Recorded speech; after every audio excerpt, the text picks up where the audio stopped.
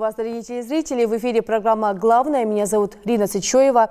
На полях Ингушетии завершаются весенние полевые работы. Под урожай будущего года аграрии посадили более 27 тысяч гектаров озимых культур сельхозугодья. Сельхозугодья, в общем-то, в этом году радует хорошая погода, и поэтому они надеются на хороший урожай. Помимо прочего, идет большая работа. Прошла большая работа по обработке полей, поэтому, безусловно, все это нас не должно подвести. О том, как вообще идет у нас весенняя полевая программа, кампания, мы поговорим с экспертами нашей студии. Давайте я всех представлю. Министр сельского хозяйства и продовольствия Ингушетии Хизир Галаев. Приветствую. Руководитель филиала ФГБУ Россельхозцентра по Ингушетии Керим Белхароев. Здравствуйте. И заместитель руководителя филиала ФГБУ Россельхозцентра по Ингушетии Мирьям Мурадова. Приветствую. Наверное, первый вопрос будет к вам. Вот как министр сельского хозяйства, расскажите, сколько вообще в Ингушетии полей, земель именно на урожай отведено у нас? У нас по сельхозугодию 125 тысяч по республике. По республике. В том числе пахотные земли у нас 68 тысяч гектаров. Из них яровые надо было сейчас посеять 41 тысяча гектаров. Более 73% мы уже посеяли. Если погода не помешала бы, мы завершили бы сев хорошим показателями. То есть сейчас тоже не опоздали, идет идет хорошие кампании посевные. Семена хорошие, удобрения. Внесли удобрения более 12 тысяч гектаров. Сейчас химообработка делается тоже одновременно и по сорняками, и по внесению удобрений, жидкие удобрения, более 24 тысячи гектаров. То есть компания работает, техника достаточная, семена есть, все условия созданы. Работа идет хорошо, я думаю, оптимальный срок мы завершим все работы в республике. Ингушетия преимущественно аграрный регион, и земля у нас хорошая, и здесь, в общем-то, все приживается. Расскажите, каким культурам мы отдаем предпочтение, что особенно нас радует? Какие культуры? Ну, в любом случае, мы продовольственной безопасности, мы должны поддерживать продовольственную безопасность в республике, поэтому мы первый предпочтение отдаем озимые, не озимые, а зерновые. Это пшеница, ячмень, картофель, кукуруза, да. Потом этот подсолнечник, ну и другие культуры. В основном зерновые, особенно пшеница. У нас в Ингушетии много ли ГУПов и КФХ, которые приносят реальную прибыль? Но среди прочих есть, наверное, и те, которые в убыток себе работают, да, которые не достигают определенных результатов. На сегодняшний день сколько у нас ГУПов и КФХ, которые задействованы именно на полях республики? Ну, у нас все, это вообще ГУПы 15, из них 5-6 у нас прибыльные, остальные там большинство нулевые, где 2-3 убыточные. А вот погода? Такие показатели у них. Но погода, она, если вот у нас в последнее время дожди, примерно паводки, если подводят, какую помощь оказываете вот ГУПам, КФХ, вот если пострадал урожай? Для того, чтобы они нормально, чтобы работали, существовали, со стороны Минсельхоза что сделали? Мы им нашли страховые компании. Если страховые компании 50% государство возвращает. Если застрахует полей, 50% государство возвращает. Страховой компании. Где-то 100 гектар, если страхует, где-то 16 тысяч им надо платить. Вот это условие мы создали. Чтобы не было, чтобы на убытки, чтобы не работали. Кроме этого, у нас не работал банк, Россельхозбанк, Сбербанк, где вся Россия работает через банк, там есть льготные кредитования, постановление правительства России, в том числе через Минсельхоз она идет российский, и 5% кредитования. Это является пополнением оборотного средства, любая форма собственности АПК, основной источник финансирования. В этом направлении никто не занимался. Вот сейчас тоже люди пошли, банки пошли нам, в первую очередь пошли Сбербанк нам навстречу. Сейчас и Россельхозбанк тоже там начал там и занимается там комиссией, приехал с Москвы, я попросил там, выступал я в Москве, Патрушева, министр сельского хозяйства России. То есть сейчас мы наводим порядок, чтобы они на убытки, чтобы не работали. Со своей стороны, чтобы мы оказывали им помощь. С другой стороны, вот Минсельхоз является операторами по разные дотации, субсидированные. Есть форма собственности, которая дотации дает Минсельхоз России, правительство России, в том числе и софинансирование республики. И мы тоже оказываем там несвязанность, поддержка. Это там на гектар 120 рублей дает, ну, где внесли там защиту растений, гербициды, удобрения и семена. То на гектаре им дают эти деньги. Ну, какая-то поддержка тоже есть. Продолжаете. Одновременно мы и поддерживаем как бы операторы Минсельхоз, и с другой стороны, где они должны застраховать, чтобы не было у нас ноутбук, чтобы они не работали. Договорились, есть страховая компания, начали нормально сейчас работать. Кроме этого, начали банки работать. Даже под будущий урожай Сбербанк нам дает 5% льготный кредит. Продолжение темы. В республике в этом году республику посетила корпорация малого и среднего предпринимательства, и у них были очень приятные для региона, именно в частности для аграриев, методы субсидирования. Да? То есть это больше не субсидия, а как-то какая-то помощь в приобретении техники, лизинг. Про это расскажите. Значит, на приобретение сельскохозяйственной техники и в этом году правительство России, в том числе Минсельхоз, есть программа на 24 более миллиарда. Это программа, которая утверждена вчера правительством России. Вы про эту программу говорите? Нет, это раньше утвержден. То есть была программа. программа. Раньше. Это другая программа. Там есть еще развитие сельских территорий. И по этой программе платить аванс ничего не надо. Раньше 23% платили мы. Сейчас ничего не надо платить. Даем заявку. По этой заявке у него баланс должен быть нормальный, что он должен быть зарегистрирован, он налоги должен налоги учеты стоят, что он отчитывался. Да, в общем-то, статус управления, чтобы отчеты давал. То есть, если такой баланс, он дает заявку, Минсельхоз его поддерживает. После этого поступает техники, через полгода начинает он оплачивать.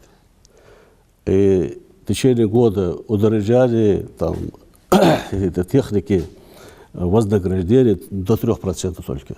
Очень прекрасные условия. Это лично под контролем Минсельхоза России, министра даже России. То есть берите технику, сколько вам нам надо. Самое главное, это когда все проходит в рамках закона, да, да, и это дает какое-то основание верить, да, вот, да. предпринимателям. Мы вернемся к теме нашего оборудования. У нас в гостях руководитель филиала ФГБУ Россельхозцентр по Ингушетии Керим Белхароев. Многие не имеют представления, чем занимается Россельхозцентр, но я знаю, что, в общем-то, то, что должно быть посажено, проходит через ваши руки, да, вы это проверяете. Расскажите, ваша организация какой работой занимается на сегодняшний день? Наша организация Россельхозцентр был создан 11 лет назад на базе двух федеральных организаций. Наверное, все знаете, бывшая семенная инспекция и Федеральная территориальная станция защиты растений. На сегодняшний день Россельхозцентр крупнейшая агрономическая сеть нашей страны. Мы занимаемся оказанием государственных услуг в области растениеводства, в том числе по защите растений и семеноводству. И хотелось бы сказать, мы эту организацию создали с нуля у нас в республике, потому что вся материально-техническая база у нас осталась в Чеченской республике. Но, тем не менее, нам оказывается много помощи с других регионов, передают оборудование, трактора, опрыскиватели. Но основной вид деятельности на сегодняшний день является оказанием государственных услуг в области растениеводства, как я сказал. Это две направления по защите растений и семеноводству. И По защите растения наши специалисты с отдела защиты растений проводят фитосанитарный мониторинг на площади 134 тысячи гектаров. Это на целый год. По состоянию 15 мая нашими специалистами отдела защиты проведена следующая работа. Проведен фитосанитарный мониторинг на площади 37 тысяч гектаров. Из них 17 тысяч гектаров – это обработка пестицидами, 5 тысяч гектаров – это болезни и обработка сорняков. И хотелось бы сказать, обработка вот этих пестицидами происходит при прямом участии нашего филиала, потому что у нас есть и возможности, самоходные опрыскиватели, как я говорил. Эту работу мы проводим. Также наш филиал занимается семеноводством. Наши специалисты с отдела семеноводства в основном сейчас проверяют озимые культуры, яровые культуры, то есть яровые культуры у нас подсолнечник и кукуруза. Мы их проверяем на схожесть, на другие анализы. Для этого у нас филиала есть все возможности, и лаборатории, и специалисты. То есть мы эту работу проводим. И хотелось бы сказать еще, наш филиал в последние годы занимается внедрением новых сортов, новых технологий. Вот в третий год подряд закладываем у нас в республике демонстрационные опыты. Нами был заключен договор с Германским семенным альянсом, и мы с ними работаем. Там разные культуры. В этом году мы заложили около 17 делянок и яровых культур. И в дальнейшем будем с ними сотрудничать. Вот с Министерством сельского хозяйства у нас тесное взаимодействие. Мы вместе выезжали по обработкам, проверяли озимые культуры. То есть вот такую работу мы проводим. Тема нашей программы сегодня, особенно мы должны говорить о весенней полевой работе. Для начала обсуждения темы давайте посмотрим сюжет, а далее более обобщенно об этом поговорим. Внимание на экран.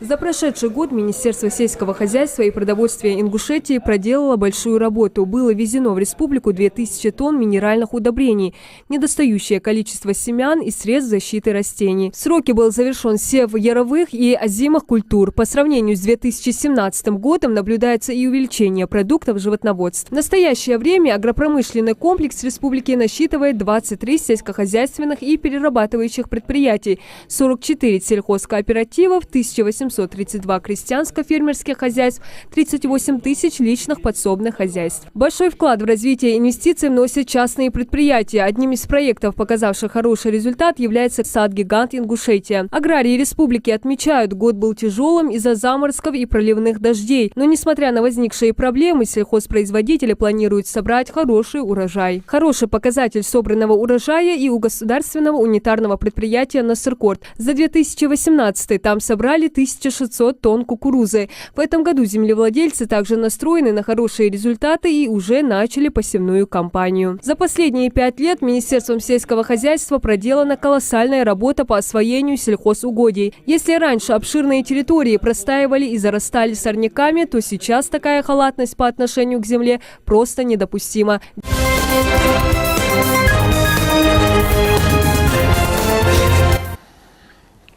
Это коллегия, которая прошла недавно в министерстве, да, вы рассказывали о том, каких показателей удалось достичь. Говоря о весенней полевой кампании, расскажите, в этом году, как она завершилась? Вот она завершилась так, как мы ожидали, или были какие-то, или нас как-то подвела и погода, и заморозки? Расскажите об этом.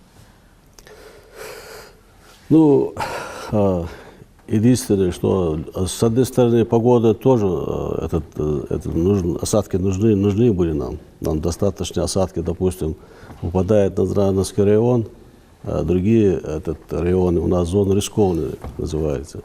Поэтому, если так сказать, идет вроде нормально, идет и посевная кампания, и осадки, и должны быть они. То есть у нас достаточно техники, самое главное, 93%. обеспеченность республики. И семенами, удобрениями, гербицидами есть, и работа идет хорошо. Сколько Поэтому- гектаров засеяно у нас на сегодняшний день? На сегодняшний день где-то 30 тысяч 62 Что гектара. посадили вот именно на этих полях?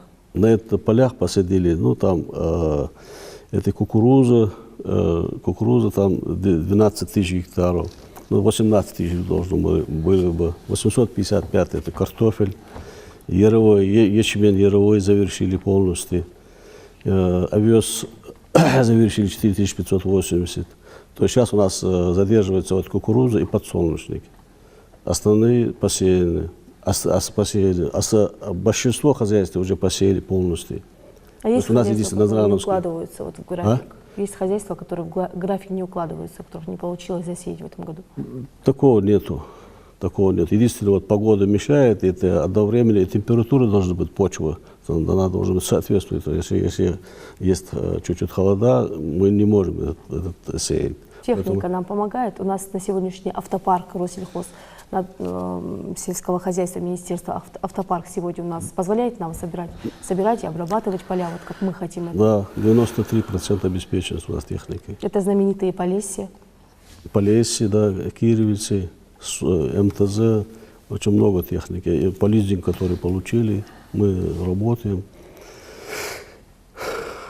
То, что мы Нормально. собрали, чаще всего остается у нас в республике или мы вывозим. Я знаю, что на процент рабочим идет на процент погашения лизинга, идет вот собранный урожай. Но если мы его в хорошем объеме собрали, мы вывозим за пределами или нам хватает вот у себя? Значит, у нас где-то 70-80% вывозит, потому что все вот это семена, удобрения, гербициды мы завозим со стороны. Поэтому взаиморасчетами они уходят. А бывают семена собственные нашего производства? Ну, бывает, но мало.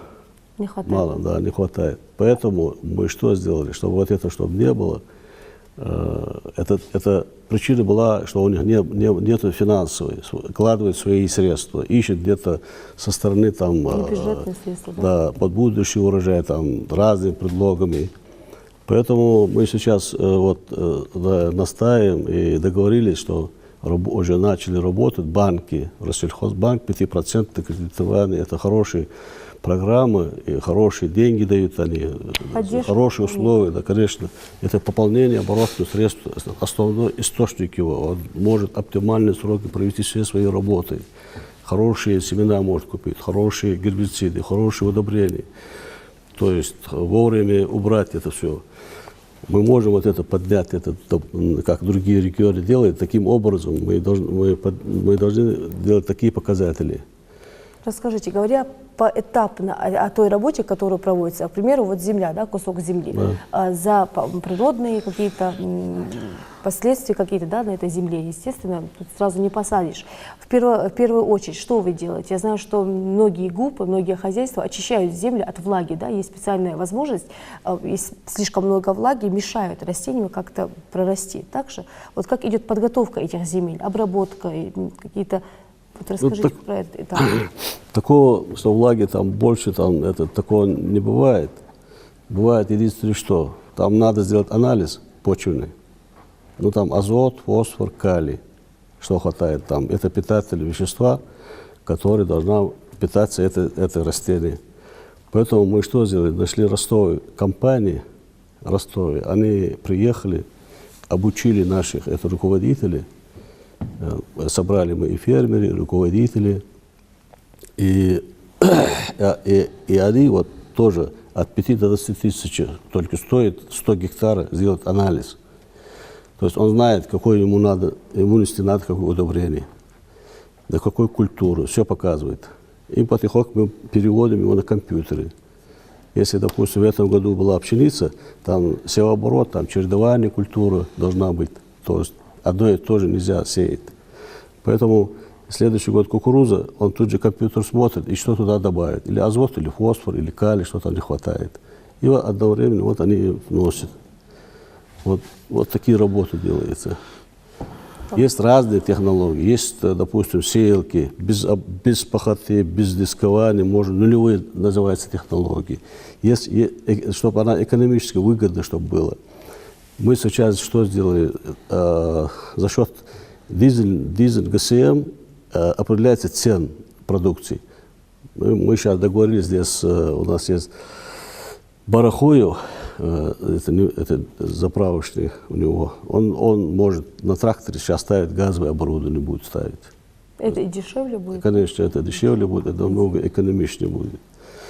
С другой стороны, вот Росрезонадзор, действительно, они во всех полях, они очень помогают нашим работникам, сельхозтоваропроизводителям. Они полностью смотрят, как каждое поле, какие болезни, какие там сорняки, когда что надо нести, какой должна быть подкормка. У них есть прекрасная техника, импортная техника.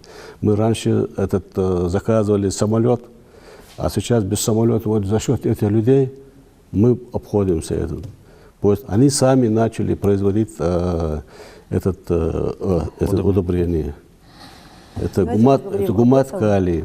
То есть очень прекрасно. Вот тоже хотел бы тоже поблагодарить их за хорошую работу. Скажите, вот как вообще проводится эта работа? Вот как вы смотрите участок, как проверяете, позволяет ли вам оборудование, техника проводить такие сложные манипуляции на земле? Да, у нас для этого есть оборудование. Вот мы месяц назад дали заявку для того, чтобы мы сами могли сделать почвенный анализ. И, как говорил наш уважаемый министр, любую работу надо начинать с проведением почвенного анализа. Поэтому далее у нас в республике будет такая лаборатория. Так, конечно же, у нас в этом году мы приобрели сеялку точного высева, пропашную сеялку. Это кукурузная сеялка. Таких сеялок у нас мало в республике, и мы с этой сеялкой много проработали в этом сейчас с сырьевыми культурами. И также хотелось бы сказать, у нас, как сказал сейчас Хазыр Галаев, у нас в республике началась работа лаборатория по производству гуматов. Это удобрение гумат здоровый образ, гумат плюс 7. А также в скором времени мы будем производить у нас другое удобрение, это Надежда. Вы планируете для начала хотя бы охватить нашу году, да? Мы будем вот именно с гуматами, это все пользовались, все знают, что за удобрение, а именно Надежда, это наше производство Россельхозцентра. И в этом году мы планируем заложить демонстрационные опыты в хозяйствах, чтобы они посмотрели разницу, результат. И я думаю, со следующего года мы будем вовсю работать с нашими удобрениями.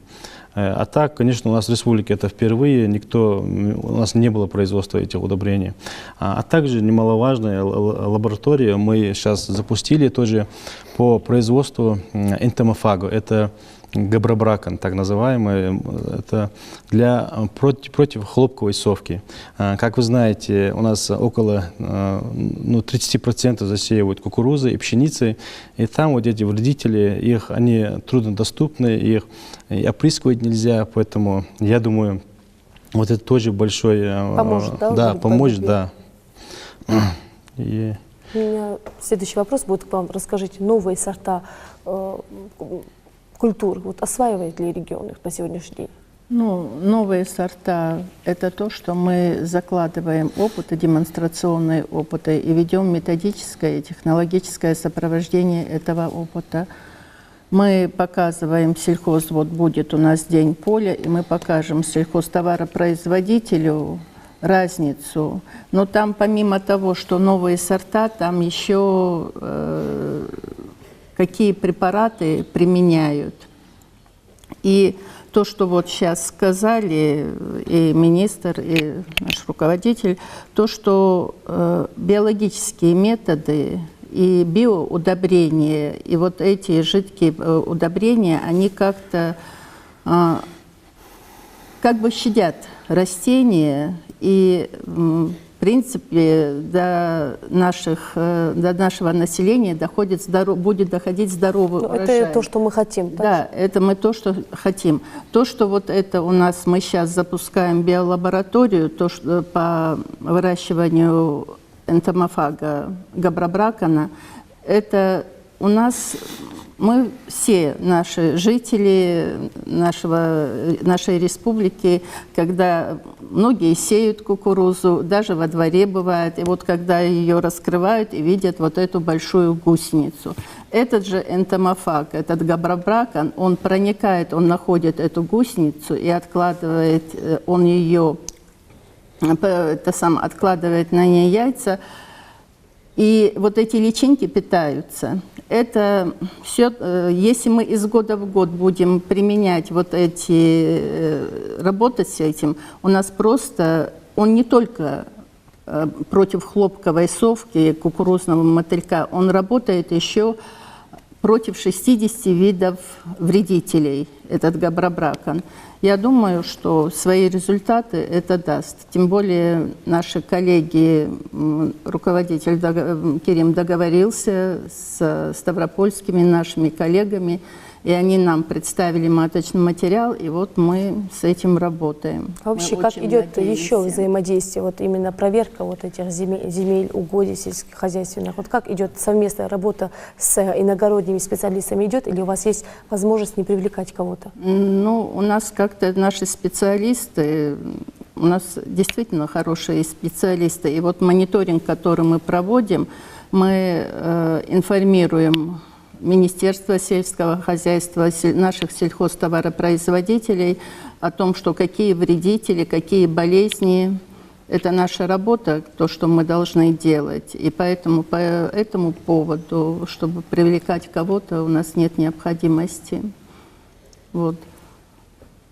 Что еще? Я знаю, что у вас функционирует прекрасная лаборатория. Я не раз в этой лаборатории была. Я сама видела, как вы тоже культура, картофель, как вы даже смотрите заболевания. Вот расскажите про работу этой лаборатории, вот мне интересно. Это ПЦР-лаборатория. Эта лаборатория у нас уже работает 3 года.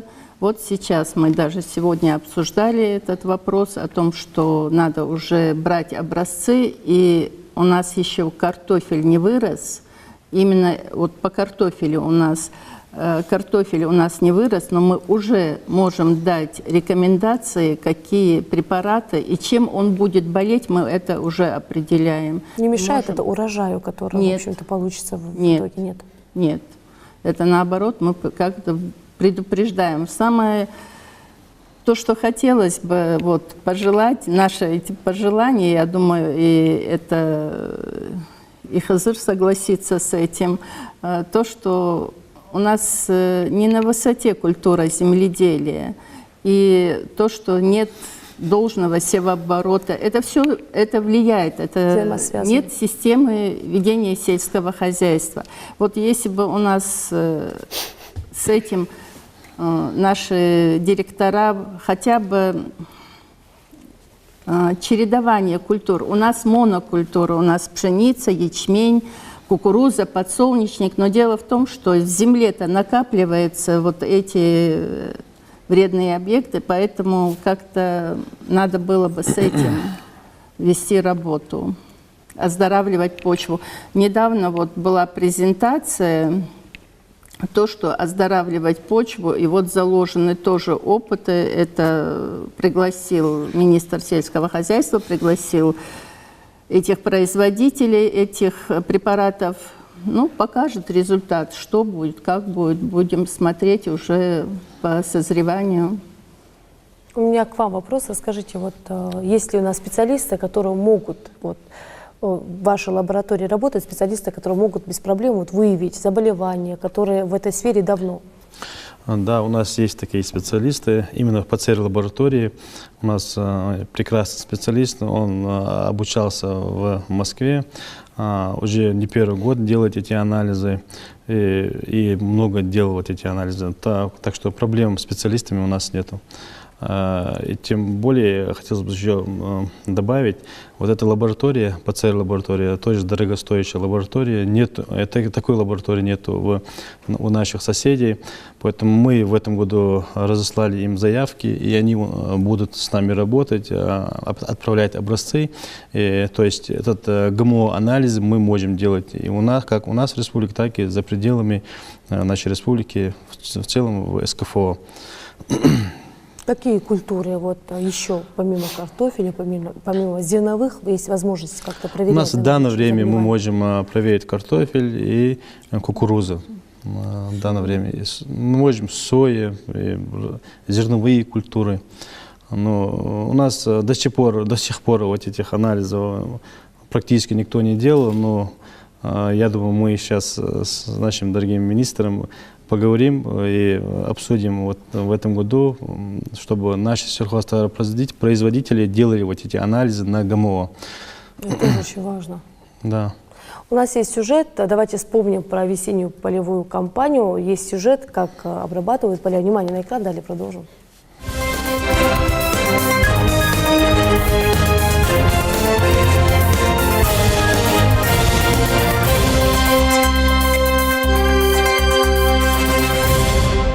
Вот.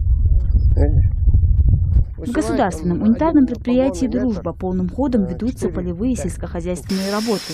Урожай озимых культур в этом году, несмотря на то, что влаги было немного, ожидается неплохой. Сейчас механизаторы хозяйства заняты севом яровых культур, а именно кукурузы. Под нее в хозяйстве отведено 700 гектаров земли. Здесь все автоматизировано. Благодаря современной технике буквально за какие-то 5 минут удается засеять 8 рядов одновременно. После посева зерновых существует ряд процессов, которые обязательно нужно выполнять во избежание потери урожая. Это слепое и повсходное баранование, опрыскивание от сорняков и удобрения. Но самое важное место в этой цепочке занимает культивация. В планах у руководства ГУПа возродить выращивание бахчевых культур. В будущем году под эти ягоды будут отведены около 1000 гектаров земли. Помимо кукурузы на землях государственного унитарного предприятия «Дружба» засеяно 250 гектаров пшеницы, 250 гектаров подсолнуха и 40 гектаров ячменя. Расскажите, у нас бахчевые еще в прошлом году и последние несколько лет у нас вроде это развивается, да, это направление. Да. В этом году планируем собрать бахчевые? Ну да, тоже планируем, конечно, есть во всех предприятиях сельхозтоваропроизводителей доведено полностью план, какие продукции должны быть. Мы перед Москвой должен Минсельхозом отчитаться индикатором каждое направление. Столько-то пшеница, столько-то кукуруза, сколько-то картофель, то есть и бахчевой. То есть всем доведено, и этот будет. Кроме этого, мы в этом году, какие у нас показатели, больше 7000 гектаров мы ввели севооборот. В прошлом году, если 19 тысяч гектаров было списано, в том числе и ГУПы 8400, в этом году я полностью запретил. Ни одной гектар не буду списывать. То есть за счет страховой компании они застрахуют, если это будет, должны будет списать, тогда они за счет этой страховой компании будут восстанавливать все это. То есть вот такие результаты, показатели. Кроме этого, нам выделяют средства из федерального и местного. За счет этого от 5 до 10% мы увеличить продукции. То есть есть намерение, есть задачи, есть поставлен конкретно и главой республики неоднократное совещание, и председателем правительства, и мы вместе с АПК, которые касающие всех работников. То есть есть конкретные задачи, есть, я думаю, будет хороший результат, хорошие показатели. На сегодняшний день у нас второе место занимает председатель правительства, это объявил.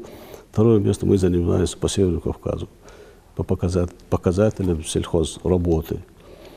То есть вот такие задачи у нас. Еще много лет назад, в частности 8-9 лет назад, у нас все эти поля ведь были заброшены, да? Да. Никакого ухода должного не было. Как изменилась вот эта сельскохозяйственная страна в регионе за последнее время?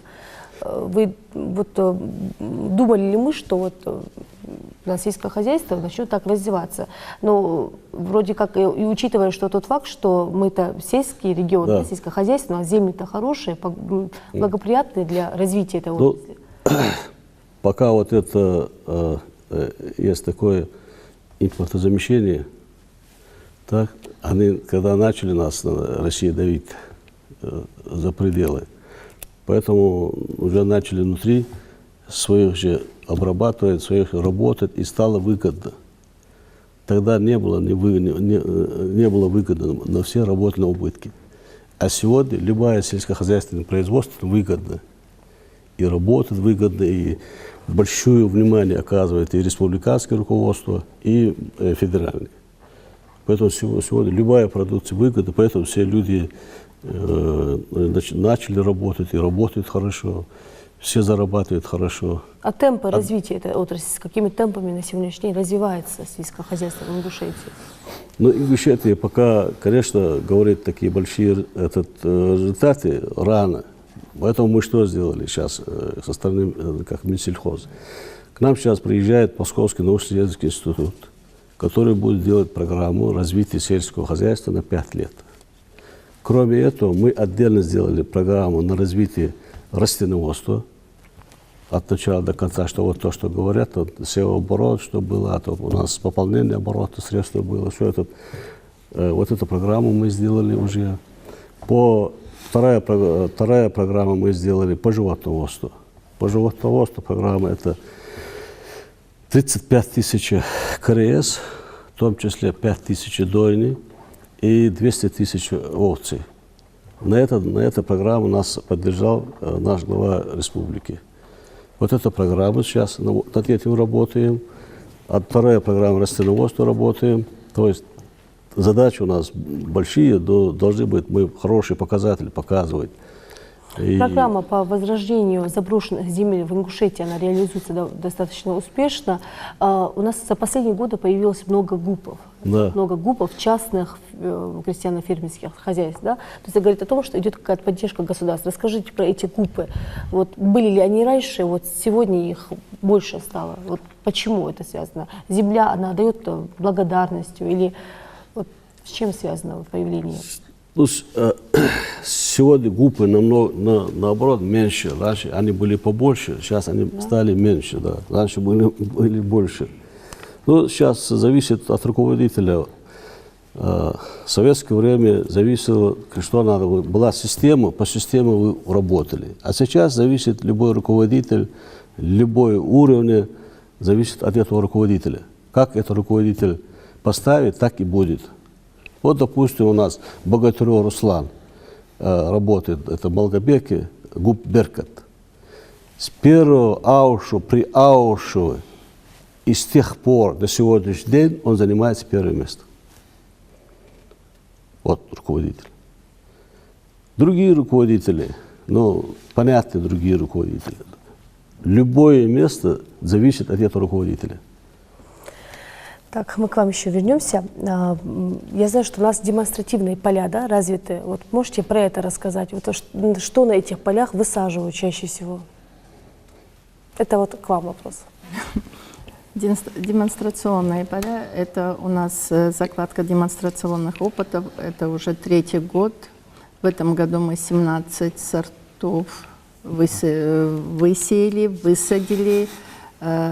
И по той методике, которую нам доводят производители семян, мы работаем.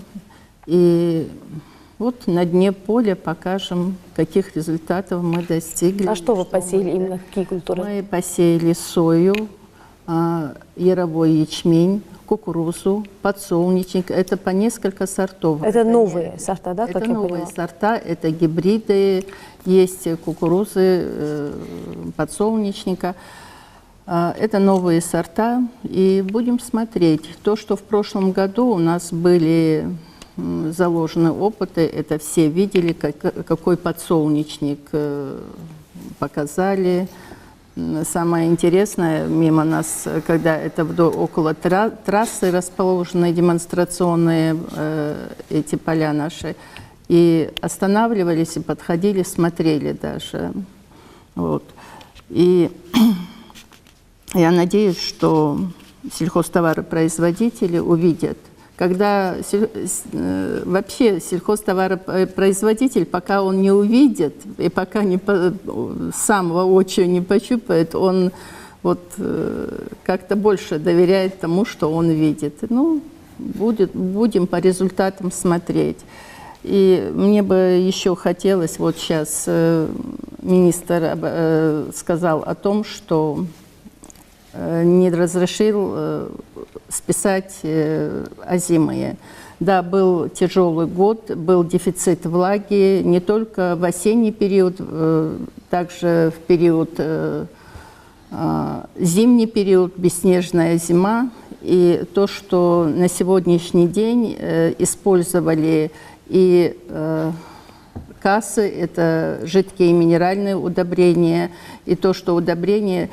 Но вот мы ездим сейчас, мониторим вот эти поля, смотрим посевы, действительно, глаз радуется. Мне бы хотелось бы отметить вот то, что мы видели недавно, ГУП Малгобекский. Действительно, просто у него очень хорошие результаты. Он проработал кассами. В общем, я надеюсь, что получат наши сельхозтоваропроизводители, получат хорошие результаты, хороший урожай. Давайте примем звонок, далее продолжим. Алло, говорите, здравствуйте, вы в эфире. Алло, говорите, мы вас слушаем. Алло. Да. Надежда Халшин. Надежда Халшина, говорите, мы вас слушаем. Тахатар дарса. حصلت فيدرس أفسيلر поддержку. Хантелис, Фредис Хаис Золж, Мушарат Лахис. Спасибо, мы вас поняли. Наверное, к вам вопрос. Имеется в виду субсидирование. Раньше выплачивали фермерам.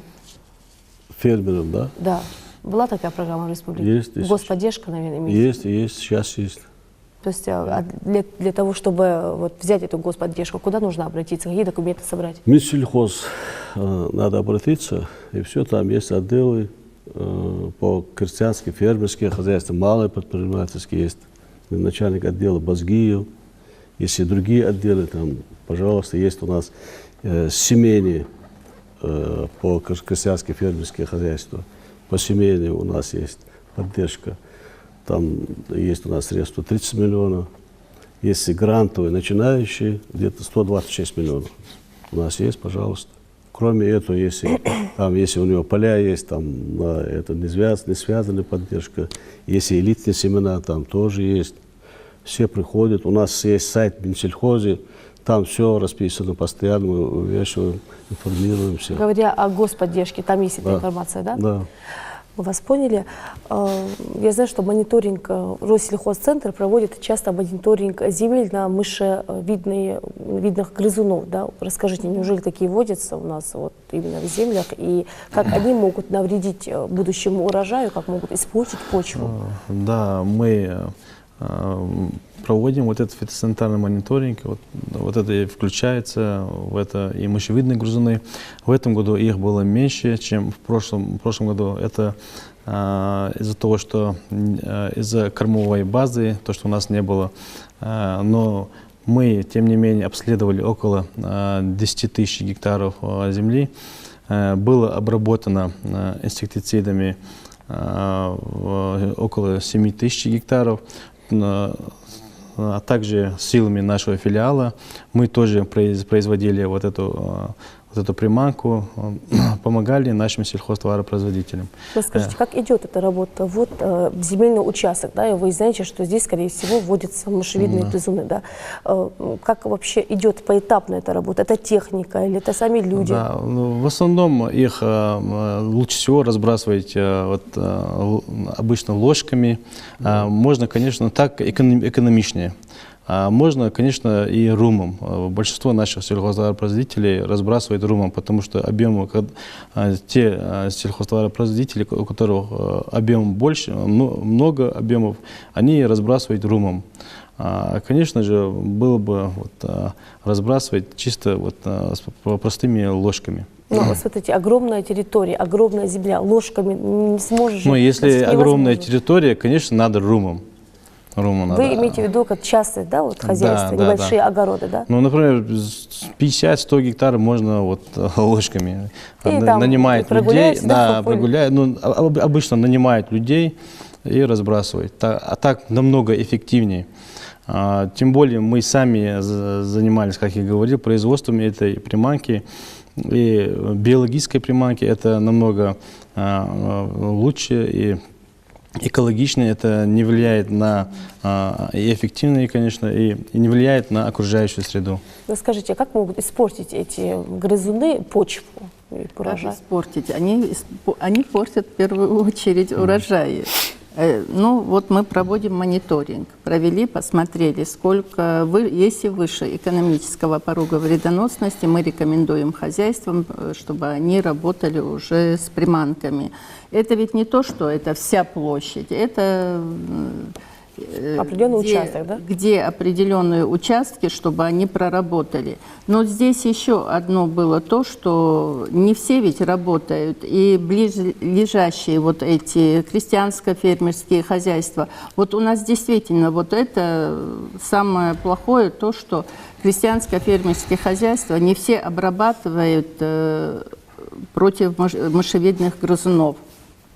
И вот поэтому оттуда эти мыши переходят даже на те поля, где уже обработаны. И еще хотелось бы отметить то, что мышей в этом году было меньше, потому что у нас были агротехнические приемы. Вспашка земли была.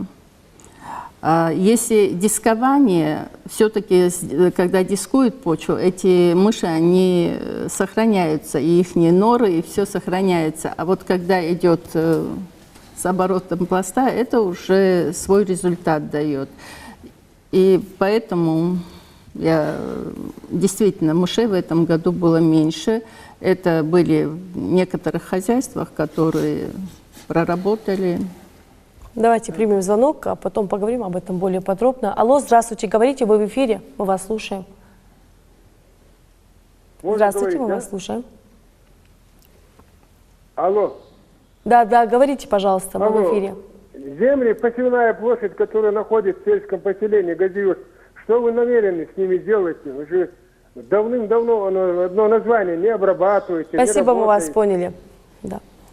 Расскажите вот про эти сельскохозяйственные угодья. Вот, что Газиюрт, который находится в земле, она находится в ГУП Магаз. У ГУП Магаза земли находятся и Газиюртовский, и Кажевский, и Сурхахинский, Алиюртовский, и Яндырский тоже. То есть у них она находится. Ну, сейчас мы правительство так решили и думаем сейчас, как это сделать. Это земли, они заброшены, так? Или как? Не, они не заброшены. Они обрабатывают, но обрабатывают очень слабо. Поэтому мы что хотели сделать? Вот сейчас мы в каждом населенном пункте, чтобы была своя сельхозкооперация, сельскохозяйственная кооперация, новая форма собственности. То есть от ГУПа потихоньку уходим. В любом случае надо уходить от этого, заставляет правительство России уходить от ГУПа. Но мы что говорим? Мы сделали предложение правительству сделать 100% акционерной, чтобы она была государственное акционерное общество. Мы сейчас над этим работаем, но в скором времени отдельно для них сделаем акционерное общество. Мы вас поняли. Давайте немного отойдем от темы сельскохозяйственных угодий, немного поговорим о сельхозпродукции, да, которую мы сегодня выпускаем. У нас есть сюжет, самое крупное предприятие, сад-гигант. Внимание на экран, далее проговорим.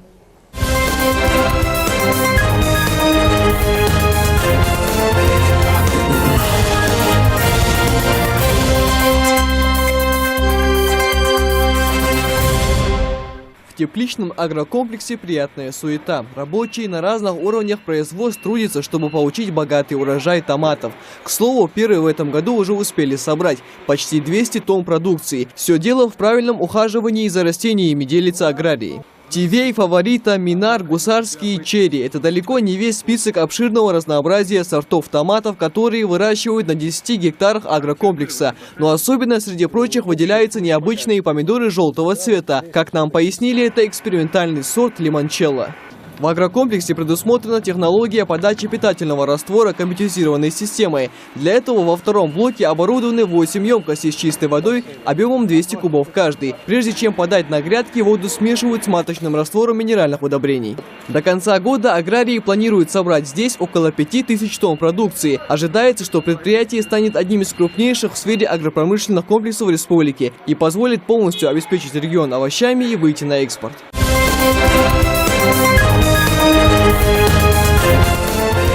Приходит ли к вам в лабораторию именно вот на проверку помидоров, вот таких, или этим вы не занимаетесь? Нет, к нам они не обращались. Мы обращались к ним со своими предложениями. Ну, у вас есть возможность проверить, да?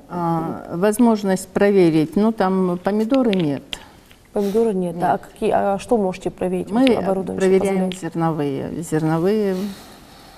Еще одна проблема, я знаю, что и в прошлом году, и в последующих годах, и в прошлых годах, точнее, у нас очень часто развивается на полях саранча, да, она портит урожай, и это большая проблема для сельхозпроизводителей, и для, в общем, для аграриев всей нашей страны. Особенно они уязвимы у нас в Ставропольском крае, да, то есть здесь часто возникает проблема. У нас, вот, давайте вы ответите, у нас вот эта проблема, развита ли она так сильно? У нас в прошлом году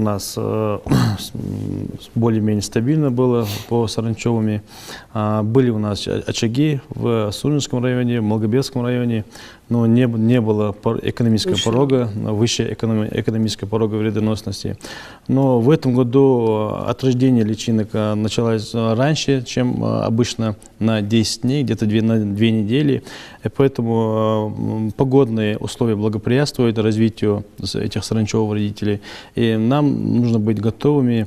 И, конечно же, было бы хорошо, если у нас были бы средства, как и других регионов, как с соседями нашими, чтобы мы, наши местные власти, заложили бы средства на борьбу с этими саранчевыми вредителями. А есть какая-то программа государственная, которая направлена на борьбу с саранчой? У нас нету программы. Обычно сами регионы закладывают средства на борьбу с этими вредителями. Расскажите, а вообще почему вот у меня к вам вопрос, почему саранча, она становится такой уязвимой именно на полях? Что их привлекает? Все еда, да, ты, скорее всего. Вот это. Насколько они опасны? Вот они все съедают. Они после того, вы ведь видели сюжеты, которые были в Калмыкии, Ставропольском крае. Так после них это действительно так. И говорят, как будто саранча прошла. Вот и действительно саранча прошла. Это был в 2016 году, когда был очаг в Малгобекском районе, и рядом с полями губ Зори Кавказа, и вот работали по этим. Их было настолько много, что они в обычные дома людей даже залетали, да? Да. Я помню этот год. Это было, и действительно, вот ту картину, которую мы тогда увидели, и приезжала съемочная группа, снимали, это было действительно ужасно. А как с ними боретесь? Вот именно частному фермеру дома, вот у меня небольшой огород, да, к примеру, как мне бороться с этой саранчой дома? Здесь-то на полях, может, огромные какие-то лекарства, может, распрыскивать, да, а дома как бороться? Ну, дома, чтобы так бороться, такого объема я не встречала. Не бывает, у нас в основном это на полях. Вот на сегодняшний день у нас идет мониторинг, мы выявляем те места, где скопление есть это. И мы доводим до Министерства сельского хозяйства, как мы это раньше делали, до правительства, что вот надо проводить работу. А сорняки с этим как боретесь, вредители и прочие? А вредители мы проводим мониторинг, мы доводим до сельхозтоваропроизводителя, что надо делать, что есть вот такие сорняки, такие болезни, что надо проводить против них борьбу. И какими препаратами мы даем рекомендации. Еще я бы добавил, вот нам федеральные власти дают препарат Имидор для борьбы с этими вредителями, с саранчевыми вредителями, для обработки федеральных земель. Конечно же, мы живем в этой республике, нам не безразлична эта республика. Если будет какая-то чрезвычайная ситуация, мы поможем. Мы и раньше помогали с нашими специалистами, с нашими техниками, с нашей техникой. И, как вы сказали, если будет это дома, при усадебных участках, у нас есть около 15 штук ранцевых опрыскивателей. И с этим опрыскивателем, я думаю, можно обработать в домашних условиях. Мы вас поняли. Расскажите, какие планы вот перед собой ставите на сегодняшний день, какие планы перед министерством по развитию сельского хозяйства в Ингушетии? По развитию сельского хозяйства Ингушетии, то есть какие мы ставим? Мы ставим, что одно, в первую очередь, это развитие растениеводства. Второе – развитие животноводства. Вот это два программы у нас основной. Животноводство у нас тоже успешно развивается, да? Да, успешно. Ну, сейчас у нас есть более 40 тысяч пастбищ, в том числе 14 тысяч сенокосий. Они бездействуют. У нас нету достаточно КРС, там животноводства нет у нас. Поэтому мы хотим пополнить это. Поэтому сделали программу мы по развитию животноводства. И вот эту задачу мы ставим в первую очередь, что надо обязательно, в первую очередь, растениеводство и животноводство одновременно, чтобы у нас было, что достаточно, и каждый гектар с каждого поля мы могли хорошие результаты получить, и хорошие доходы, чтобы мы получили. А сейчас за счет чем дохода занимаются аграрии у нас в республике на данный момент? На данный момент чем занимаются аграрии в республике? Мы сегодня занимаемся, идет сев идет, обработка идет, кто-то посеял там картофель, там под кукурузу, там, и опрыскивание идет, подкормка идет. Вот такие работы выполняем сегодня. А вы какие цели перед собой ставите? Вот у вас много работы, я знаю. Именно сейчас чем занимаетесь в лаборатории, в общем-то, на работе? Ну, именно сейчас, в данное время мы по лабораториям производим вот этих, как я говорил ранее, этих энтомофагов, вот этих габробраков, чтобы при необходимости, когда будет у нас кукуруза, чтобы мы могли помочь нашим сельхозтоваропроизводителям. А также в данное время мы мониторим и даже каждодневно, каждую неделю ведем мониторинг, информируем, даем сигнализационное сообщение Министерства, правительства и МЧС. В данное время мы проводим именно вот такую работу. Расскажите, вот именно какие советы дали бы аграриям, которые хотят, чтобы их сельское хозяйство развивалось? Как специалист. Самый главный совет аграриям, у нас в республике не хотят начинать с малого, да? Как мы говорили, элементарно сделать этот почвенный анализ.